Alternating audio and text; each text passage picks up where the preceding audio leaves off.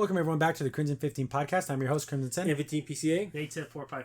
Be sure to check us out over on Twitter at C15 Podcast. Join the discussion over on Discord, link in the description below. And if you're enjoying the videos, be sure to sub, like, share, and hit that bell for notifications.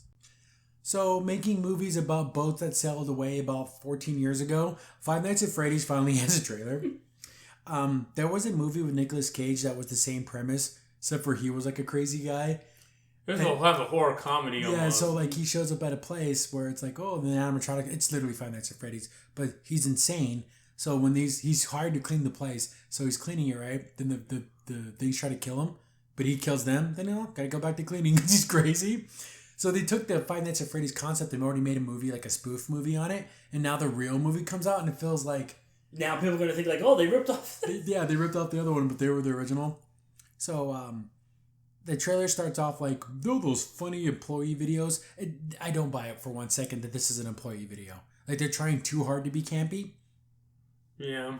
Because just go and watch, was it the Golden Corral one? Where the guy's cutting the meat? It's comedy gold. There's also one for Game Crazy. Yes. That is so cringe because they're trying to be funny. I think that the lady that's the best, I think her name is Tina, if I'm not mistaken, or something. And it's Her name is like Zelda something. Oh, no, it's Zelda. You're right. Like it's not Tina. It's the character's name is like Zelda something. And she's like trying to be, yo, what's up, dog? Like she's trying. Those are funny because they were actually made not trying to be bad. Yeah. This is purposely trying to be bad. Yeah. And you get a lot of bad old references, if you can remember them, that she says. It's freaking horrible. So in this movie, looks like it broke into Five Nights at Freddy Fazbear's. Because normally like, oh, they hired the story of the game is they hired a security guard. You're supposed to make sure nothing bad happens, but the animatronics come to life every night and you come back the next night? Yeah. Can anyone explain that to me? Unless I remember this is back in the day when like, oh, the game theory. Because what sense does it make that you would ever come back? Or not call the effing cops right away? Unless this is like a weird purgatory and like everyone's like, oh, this is like his punishment and he has to relive his sins. Like there's all these weird storylines. If I can remember, I think the only reason is the first night they do move, but then I think the guy like left you instructions of like, oh, it they don't turn off, so you just got to show them face recognition or something like that. Yeah. They'll know it's you. If there's any other problems, you do this. So it's kind of like one of those things. But after they try to kill you the first night, why would you come back the second, third, and fourth, and fifth night? Yeah, exactly. It looks like to me, the way I would do it if I was like, hey, Crimson Sin, you have to make this movie. I'd make the story about 5 different nights that happened there. And it'd be almost like an anthology. Yeah. And the last night would be this dude who's breaking in. So because you see a scene like a little girl hiding from like one of the things like in the ball pit. So I'm thinking, okay, that's one night. It's not 5 consecutive nights. It's 5 stories. That's how I would have it make sense. But it shows a lot of stuff happening outside of the thing. Like he's talking to like, it looks like a psychiatrist. There's kids running around the woods. So they're going to be doing that whole like, there was a thing in a place where it's like that urban legend. Right, because there is that part of it too. They call it the bite. Yeah. Where like, basically, it was a kid's birthday. He's scared of the animatronics, so the brother's like, let me put you in the head because it talks. But then when it talks, it clamped down and like it actually bit his head. Then there was like a Five Nights at Freddy's that took place in a house. Yes. And so there's lore there. Yeah, and that's supposed to be like, I guess, the fever dream of the kid that's like got bit because now he's at home, but he's like taking drugs. It's all really freaking. Yeah, he was like, there's medicine bottle on the king. I wonder if that's psychotic. Yeah. But this movie. The biggest problem I have with Five Nights at Freddy's, where you have to disconnect your brain, you're telling me a pizza restaurant, has money and technology to make walking around animatronics that can talk to kids and everything, and we don't have T-1000s on the battlefield fighting wars for us, but we have, right? You know what I'm saying? It doesn't make sense. It makes more sense if it was just a guy hiding in the suit and he kills people. No, they're animatronics and they move around and everything. Do you know how Boston Dynamics would have to provide these robots? Oh, yeah. And to a pizza place? That or you Remember, and this took place back in the 80s. Yeah, I know. That's the disconnect in my brain. I can never make that connection because it makes no sense. Right. Well, it's the same kind of problem I always had when they did that to like Chucky, where they're like, "Oh, it's all technology now. It's no like magical, mystical." Yeah, there's no like he didn't put his like he didn't do the Mandela. You know, he didn't. Yeah, do I would almost believe that with if they did that, where it's like, "Oh, it's the spirit of the murderer that's in there." Okay, fine. And he took over the machine, and then it moves. But these things walk around, and like they're just like literally people. Yeah. That's crazy. It's one of those things where when you watch this movie, you do have to leave. Yeah, because like the story, like he hid in the suit, but since it has like an exoskeleton, it like crushed him. Yeah.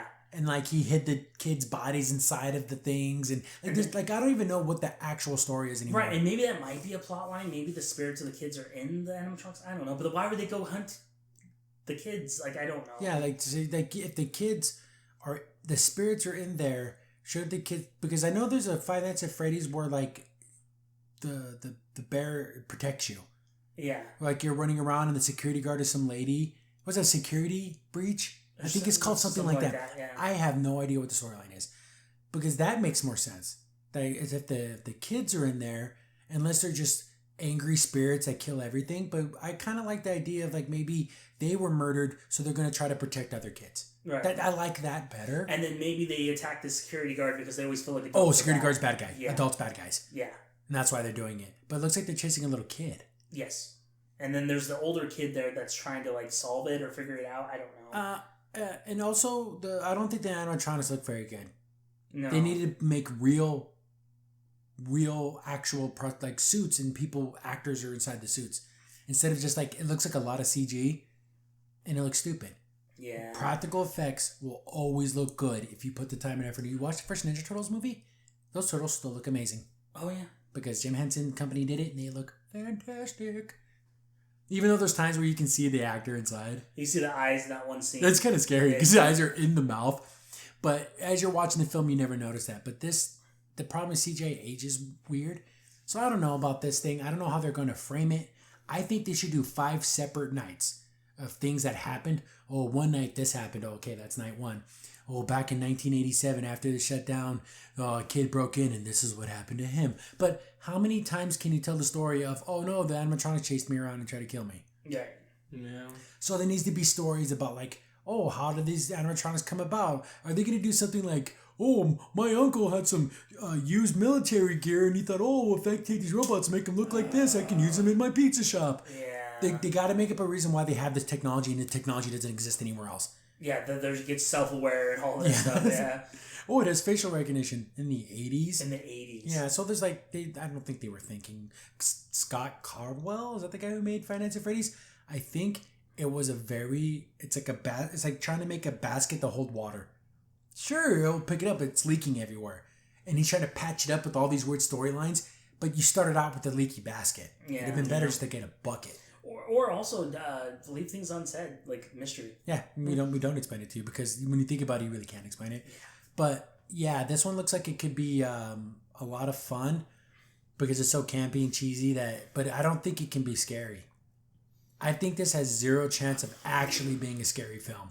Other than the casual jump scare that they're going to do, actual being scary is probably. Oh yeah, because are we going to get actual like meaningful like where like oh you feel bad for these kids? It's going to be more. Well, and the thing is, this isn't going to be rated R. It's going to be PG-13. It could be PG-13. It could easily be PG-13. Just don't show any blood. Yeah. Like when the animatronic goes up to the kid, it just cuts to the next scene. Yeah. But are we going to see him go literally like start at the head and go all the way down to the feet? Like are we going to see like what's it called? Like throwing someone in the wood chipper or something? Like see, this could easily be super rated R. But at the same time, I don't think this has any chance of being actually scary in any way. No. Because there's so much silliness around it. Like, you go and just look up Five Nights at Freddy's fan art. 90% of it is people wanting to bang the animatronics. That's like 90% of the art.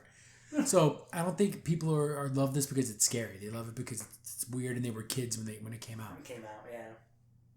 But, yeah, I don't know. Yeah, no, it's just... I don't know how you make this 5 nights and have it make any damn sense. All I know is the pizza sucks. They should make it just like the video game. The guy goes there, the guy on the truck trying to kill him. Work was weird last night. Then he just goes back again. And he like doesn't ever like mention it to anyone. Oh yeah, work. Yeah, this thing tried to break into my office and they were trying to kill me.